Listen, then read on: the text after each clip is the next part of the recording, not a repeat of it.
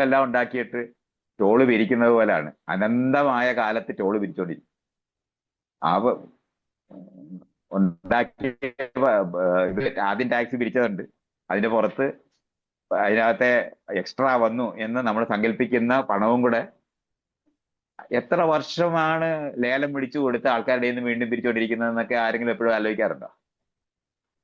ഇയാൾ ചോദിക്കുന്നുണ്ട്, അവിടെ ഒരു ബോർഡ് വെക്കേണ്ടതല്ലേ ആ ടോള് പിരിക്കുന്നിടത്ത് ഇത്ര ലക്ഷം രൂപ ഈ ഇതിനു വേണ്ടി ചെലവഴിച്ചിട്ടുണ്ട്, അത് ഇന്ന് തൊട്ട് ഓരോ ആൾക്കാരും അടിക്കുമ്പോൾ അത് കുറഞ്ഞോണ്ടിരിക്കണ്ടേ, നമ്മൾ കാണണ്ടേ? അതെ. അതെന്താ കാണാനൊക്കാതായിപ്പോ?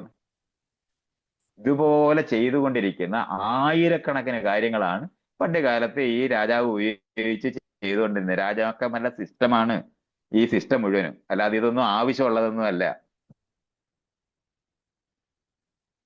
കൊട്ടാരങ്ങളിനകത്താണ് ഈ ആൾക്കാരെല്ലാം ഇരിക്കുന്നത്, ഭരിക്കുന്നവർ മുഴുവനും.